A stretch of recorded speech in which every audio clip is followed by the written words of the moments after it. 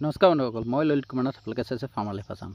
আজি ফটোখন চাই আপোনালোকে গম পাইছে চাগে, পংকজ পাঠক আহিছিলে আমাৰ মৰিগাঁও ডিষ্ট্ৰিক্টত। যিহেতু পংকজ পাঠক আহিলে আৰু ময়ো গৈ পালোঁ তাত বিহুতলিত গৈ পাই দেখিলোঁ অলপমান মানুহে অলৰেডি লগালে ঔষধ।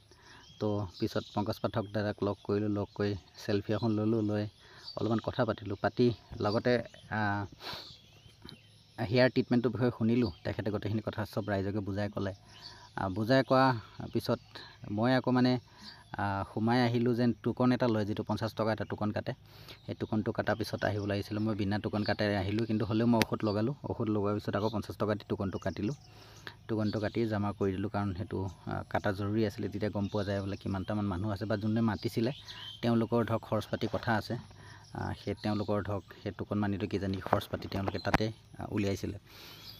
তাৰপিছত আৰু অলপমান পিছতে গোটেইখিনি কথা বুজাই দিলে তেখেতে। বুজাই দিয়াৰ পিছতে কেনেকৈ চুলি ঔষধটো লগাব লাগে, বা লগোৱাৰ পিছত আকৌ কিমান দিনৰ পিছত আকৌ নেক্সট টাইম লগাব লাগিব, ঔষধ কি লগাব লাগিব, কি আমি খাব লাগিব, ঔষধ কি চুলিত ঘঁহিব লাগিব, সেইটো ক'লে গোটেইখিনি।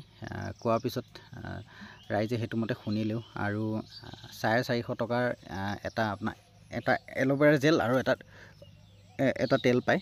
সেই তেলটো 5 দিনৰ পিছত লগাব লাগে। প্ৰথম 5 দিন আপুনি এল'ভেৰা জেল লগাব লাগে। সেইটো লগোৱাৰ পিছত তেখেতে কোৱা মতে 6 মাহৰ ভিতৰত 1 মাহ 2 মাহ, কিছুমানটো 15-20 দিনতো আহি যায়। 1 মাহ 2 মাহৰ ভিতৰত গোটেই চুলিটো আহি যাব, বা 6 মাহৰ ভিতৰত গোটেই চুলিটো আহি যাব। কিছুমান মানুহ যিবিলাক একদম প্লেন হৈ গ'ল, যাৰ একদমেই টপা, একদমেই চিকনা হৈ গ'ল, ধৰক টাইলছৰ নিচিনা হৈ গ'ল বুলি কৈছে, তেওঁলোকৰ চুলি নাহে। আৰু যিবিলাকত সৰু সৰু ফুটা আছে, চুলিৰ ফুটাবিলাক আছে, সেইবিলাকত চুলি আহি যাব, গেৰাণ্টি দি কৈছে তেখেতে। বা যিয়ে নহওক, এটা যদি হেয়াৰ ট্ৰিটমেণ্ট ল'ব যায়, টায়াৰতে লয় বা যিকোনো এটা লয়, আদিবাসী হেয়াৰ অইলে লয়, বহুত টকা লাগি যাব, বা ক'ৰবাত যাব লগা হ'লে বহুত হেৰি হয়। কিন্তু আমাৰ অসমৰ গৌৰৱ এজন যদি এনেকুৱা এটা আয়ুৰ্বেদিক বস্তুৱেদি আমাৰ চুলিখিনি ঠিক কৰিব পাৰে, বহুত ভাল কথা। তাৰপিছত চুলি ট্ৰিটমেণ্ট কৰিলোঁ, কৰি মেলি লৈ চাওঁ কি ৰিজাল্ট পাওঁ, আপোনালোকক মই দেখাম। ভাল লাগিলে, তেখেতে কথাখিনি খুব ধুনীয়াকৈ বুজালে। মই গামোচা লৈ অহা নাছিলোঁ, মই গামোচা লৈ নাহিলোঁ, তো ৰুমালখনকে মাৰি ল'লোঁ। ৰুমালখনকে এনেকৈ মাৰি লৈ মই বস্তুটো হেৰি কৰিলোঁ।